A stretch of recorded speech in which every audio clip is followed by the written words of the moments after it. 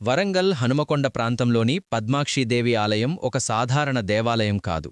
ఇది శతాబ్దాలుగా మత పరిణామాలు, ఆధ్యాత్మిక సాధనలు, రాజ్య రాజకీయాలు, శక్తి ఆరాధన అన్నీ కలిసి రూపుదిద్దుకున్న అత్యంత ప్రాచీన క్షేత్రం. చరిత్ర ఆధారాల ప్రకారం ఈ స్థలంలో 5వ శతాబ్దానికి ముందే ఒక శైవ గుహా ఆలయం ఉండేది. అంటే మొదటగా ఇక్కడ శివ ఆరాధన కొనసాగింది. ఆ తరువాత క్రీస్తు శకం 1117 ప్రాంతంలో కాకతీయుల కాలంలో ఈ స్థలం మీద కడలాలయ బసది అనే జైన మందిరం నిర్మించబడింది. ఇది జైన మతానికి చెందిన పవిత్ర స్థలం. ఇప్పటికీ ఆలయ ప్రాంగణంలో కనిపించే కొన్ని శిల్పాలు, శిలా ఆకృతులు జైన సాంప్రదాయానికి చెందినవిగా చరిత్రకారులు గుర్తించారు. ఇదొక ముఖ్యమైన నిజం. పద్మాక్షి ఆలయం ఒకే మతానికి చెందినదిగా కాకుండా భారతీయ ధార్మిక సహజీవనానికి ప్రతీక.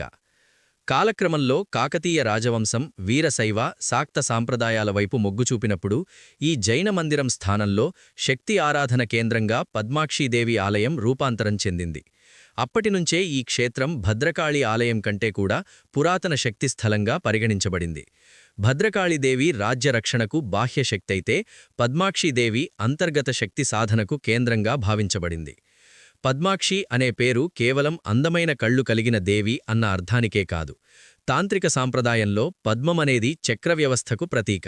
ఈ ఆలయ ప్రదేశ నిర్మాణం పైనుంచి పరిశీలిస్తే పద్మయంత్ర ఆకృతిని తలపిస్తుంది. అందుకే ఒకప్పుడిక్కడ కుండలినీ సాధన, మంత్రోచ్చారణ, చక్ర జాగరణ వంటి తాంత్రిక విధానాలు జరిగేవని స్థానిక సాంప్రదాయాలు చెబుతాయి. ఆలయం చుట్టుపక్కలమున్న కొండ గుహల్లో యోగులు, సన్యాసులు తపస్సు చేసినట్లు తరతరాలుగా కథలు కొనసాగుతున్నాయి. ఈ ఆలయ ప్రవేశద్వారంలో ఉన్న అన్నకొండ స్తంభం, 4 ముఖాల రాతి స్తంభం మరో విశేషం. ఇది కాకతీయుల శిల్ప నైపుణ్యానికి గొప్ప ఉదాహరణ. 4 వైపులా చెక్కిన శిల్పాలు, సమతుల్యత, ఆకృతి అన్నీ ఈ స్థలం కేవలం పూజకే కాకుండా సాంస్కృతిక, శిల్ప కేంద్రంగా కూడా ఉన్నదని చెబుతాయి. ఢిల్లీ సుల్తానుల దాడులు, కాకతీయుల పతనం తర్వాత ఈ ఆలయం తన పూర్వ వైభవాన్ని కోల్పోయింది. తాంత్రిక సాంప్రదాయాలు నెమ్మదిగా తగ్గిపోయాయి. ఆలయం సాధారణ భక్తి కేంద్రంగా మారింది.